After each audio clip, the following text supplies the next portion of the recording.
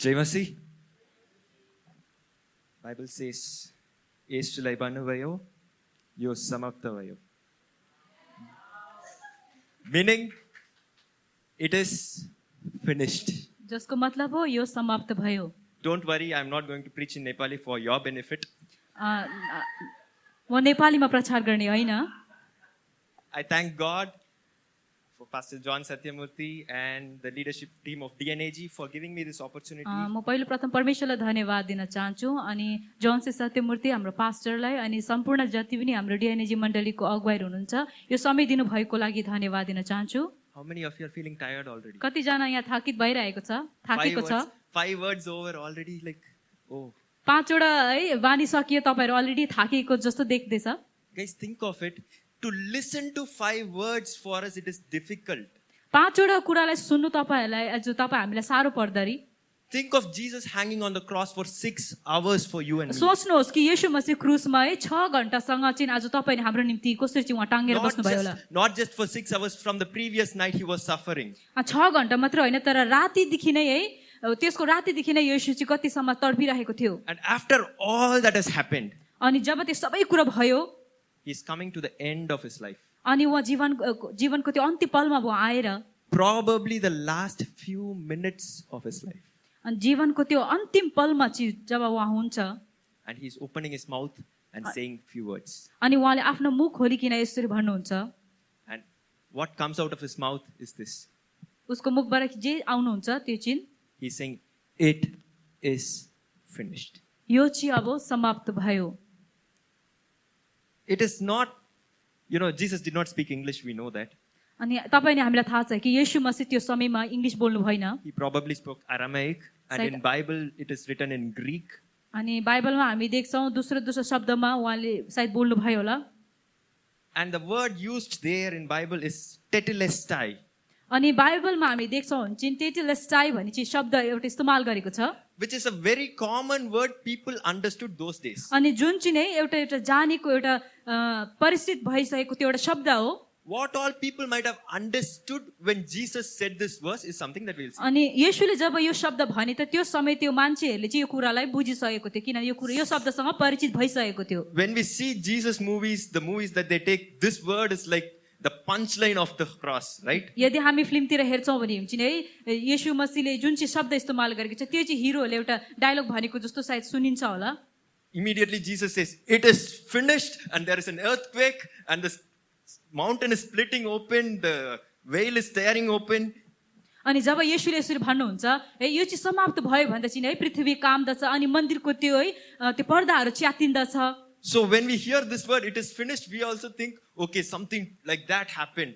अनि जब येशूले यस्तो प्रकारले भन्नुहुन्छ कि यो समाप्त भयो अनि हामी पनि त्यस्तै प्रकारले सोच्ने गर्छौं. But what did actually people understand that day?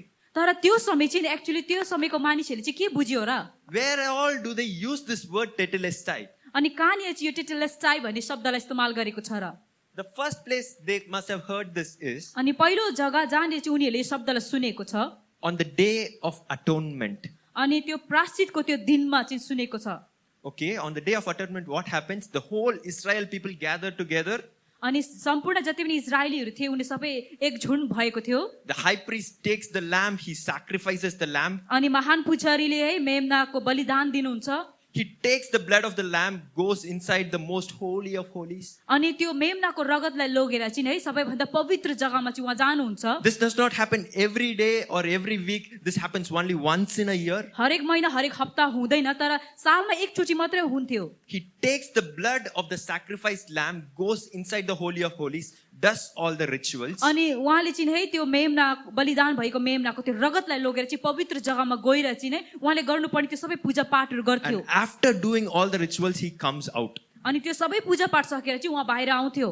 Think of it, after all the rituals he is coming out, people are waiting, looking at his face. सोचेर हेर्नुहोस् जब उहाँले सबै पूजा पाठ सकेर बाहिर आउँदाखेरि मान्छेहरूले चाहिँ उहाँको मुहार हेर्न लागि पर्खिरहेको. What is the high priest going to say now? अब त्यो महान पुजारीले चाहिँ के चाहिँ भन्नुहुन्छ? You know what he will say? तपाईलाई थाहा छ के भन्नुहुन्छ?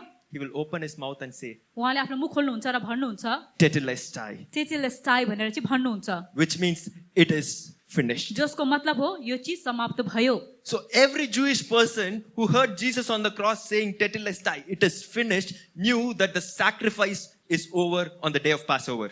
अनि त्यो समयमा त्यो मानिसहरूले जतिले चाहिँ त्यो टेटेलस्टाई शब्दलाई सुनेको थियो त्यतिखेर चाहिँ येशूले जब यो समाप्त भयो भनेर चाहिँ त्यो कुरालाई बुझेको देख्छौं. So Jesus on the cross, when he said it is finished, he's saying, I am the living sacrifice. I don't need the blood of the lamb to go into the most holy of holies. I'm going inside as the lamb and I'm sacrificing myself.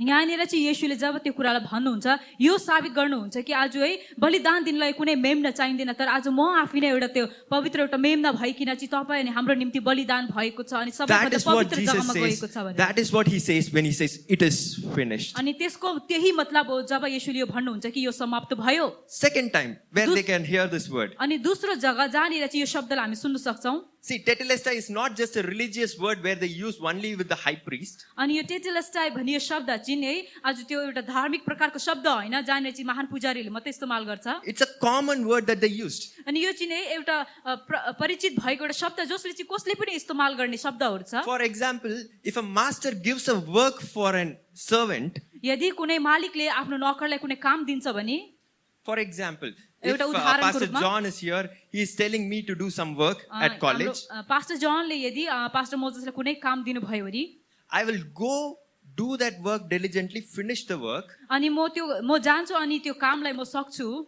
I'll finish and I will go to my master and say the word tetelestai. अनि त्यो काम जसरी सकिन्छ त्यसरी नै गएर म मेरो मालिककोमा गएर भनिन्छु टेटेलस्टाई. After doing all the work, I'll go to Pastor John and say, Pastor, tetelestai. अनि सबै काम समाप्त भएर चाहिँ अनि पास्टर जोनको अघि गएर चाहिँ पास्टर टेटेलस्टाई भनेर चाहिँ भनिन्छ. Which means I have come and finished the mission that you have given me. जसको मतलब हो چې जुन काम तपाईले मलाई दिनु भएको थियो त्यो जिम्मा चाहिँ है त्यो पूरा भयो, त्यो समाप्त भयो. I have accomplished whatever work you have placed in my hand and I have done it.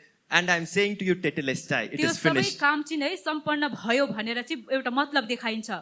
So that is the second thing people might have understood. Oh, he has finished his work. Whatever work he had come for this world, see, Jesus did not live for a long time. अनि तपाईँ अनि हामीलाई यो कुरा थाहा छ कि येशू मसीह लामो समयसँग रहनु भएन अनि ती मान्छेहरूले यो कुरालाई बुझ्यो कि जुन पनि जिम्मा उहाँलाई दिनु भएको थियो त्यो चिज समाप्त भयो. Jesus did not live for a long time. येशू मसीहले उनी लामो एउटा जीवनलाई जिएन. Sometimes when we see people dying young, we think, oh, he had a long life ahead of him, but he died now. जब हामी कोही जवान मान्छे कोही पनि मर्छ है हामी यो कुरा सोच्छौं कि यति जवानीमा नै मर्नु भएको त्यो कति लामो साल थियो उसको लागि जीवन थियो भने सोच्नु पर्छ. We'll feel sad, pity and compassionate on that person, right? हामीलाई एक प्रकारको हामीलाई मन दुख हामीलाई दुःख लाग्छ जब कोही जवान मर्छ. Come on, this young man, 33 years or 34 years, around that age, he is hanging on the cross. अनि सोच्नु कि येशू मसीह है 33 एजमा चाहिँ उहाँ क्रुसमा त्यसरी टाँगिरहेको देख्दा. And people must have thought, oh my God, he had a bright future ahead of him. He did not finish his life. But Jesus is saying, no. I have finished my work. The master gave me a work, I have accomplished it. सायद मानिसहरूले यस्तो प्रकारले सोच्यो होला कि यो मानिस चाहिँ आज यत्रो जवान अवस्थामा नै जवान समयमा नै उसको जीवनको अन्तिम हुँदैछ, कति लामो समय उसको जीवन छ, जिउन सक्थ्यो भन्ने सोचहरू गरे होला. तर येशूले चाहिँ यसरी भन्नुहुन्छ त्यस्तो होइन, मेरो काम जुन जिम्मा मलाई दिनुभएको थियो त्यो चाहिँ मैले समाप्त गरे. First Jesus said the sacrifice is finished. पहिलो कुरा येशूले यसरी भन्नुभयो कि बलिदान सके. Second, he said, my work is accomplished. अनि दोस्रो कुरा उहाँले यसरी भन्नुभयो कि मेरो जुन चाहिँ जिम्मेवारी मलाई दिनुभएको थियो त्यो चाहिँ सम्पन्न भयो. One more instance where we can use this word tetelestai. अझै एउटा जग्गा जहाँनिर चाहिँ यो टेटेलस्टाई भन्ने शब्दले इस्तेमाल गर्छ. If you have borrowed some money from someone. यदि हामीले कसैदेखि हामीले पैसा हामीले उधार लिन्छ भने, for example, उदाहरणको रूपमा we'll keep a small amount, okay? We'll keep like 10,000 rupees. उदाहरणको रूपमा 10,000 हामीले लिएको छ भने I'm getting it from my very close friend Pastor Jerry. अनि मेरो आफ्नो एउटा करिबी मित्र पास्टर जेरीको देखि मैले मागे भने every month I will pay him 1,000 rupees. अनि हरेक महिना म उहाँलाई 1000 रुपैयाँ 1000 गरेर दिने गर्छु. Okay? After 10 months what happens? अनि 10 महिनाको बादमा के हुन्छ? I'll finish all the 10,000, right? जति पनि मैले 10,000 दिनु थियो त्यो सबै कुरा मैले दिन सक्छु. I'm paying it diligently. At the last month I am giving him all the amount. Full amount is paid. 10 महिनाको बादमा यानी कि जति पनि ऋण थियो दिनुपर्ने त्यो सबै कुरा चुकाइन्छ. And when the debt is fully paid, I can use the word tetelestai. अनि जब मैले मेरो ऋण पूरा चुकाइन्छ त्यो समय म भन्न सकिन्छु कि टेटेलस्टाई. Now Jesus is hanging on the cross and saying, your debt, the debt of humanity is paid in full, so it is finished. अनि क्रुसमा येशू मसीह जब टाँगिरहेको थियो त्यो उहाँले यही शब्दलाई भन्नुभयो कि आज मानिसहरूले जुन कुरालाई चाहिँ आज है हाम्रो पापद्वारा चाहिँ जुन मृत्यु तपाईले हामीले आज जसलाई झेल्नु पर्ने थियो त्यो कुरा चाहिँ येशूले चाहिँ आज त्यो ऋणलाई चाहिँ चुकाएर चाहिँ त्यो कामलाई चाहिँ उहाँले समाप्त गरे भन्ने कुरालाई देख्छौं. When Adam and Eve fell in sin, humanity went under debt. जब आदम और हवाले त्यो पाप गर्यो है इन्सानी मानिसहरूको जीवनमा चाहिँ एउटा मृत्यु आएको कुरा देख्छौं. Every human being who was born after that was paying the debt for that sin. अनि जति पनि त्यसको बादमा जति पनि मानिसहरू आए पृथ्वीमा जन्म भयो उनीहरूको सबैजना आज है त्यसको एउटा ऋण एउटा चुकाउनु पर्दै थियो. But no one was able to pay the debt in full, so that the debt remained for a long time. तर कसैले पनि त्यो ऋणलाई चाहिँ पुरा चुकाउन सकेन. But the debt was paid on full when Jesus on the cross, he said, it is finished. तर त्यो ऋणलाई चाहिँ पूर्ण रूपले चुकायो येशूले जब उहाँ क्रुसमा टाँगिएको थियो. So this is the word Jesus is hanging on the cross. His last word probably saying, tetelestai, saying to you and me, अनि येशू मसीह क्रुसमा यो शब्दलाई भन्दछ टेटेलेस्टाई तपाई अनि हामीलाई. the sacrifice is done, बलिदान भइसक्यो. the mission is accomplished, जुनै पनि जिम्मेवारी उद्देश्य थियो त्यो है सम्पन्न भयो. and your debt is paid in full. अनि जुन चाहिँ ऋण तपाई अनि हामीले चुकाउनु पर्ने थियो त्यो चाहिँ पूर्ण येशूले चुकाइसक्यो. May God bless these words. प्रभुले आशीष गरून् सबैलाई.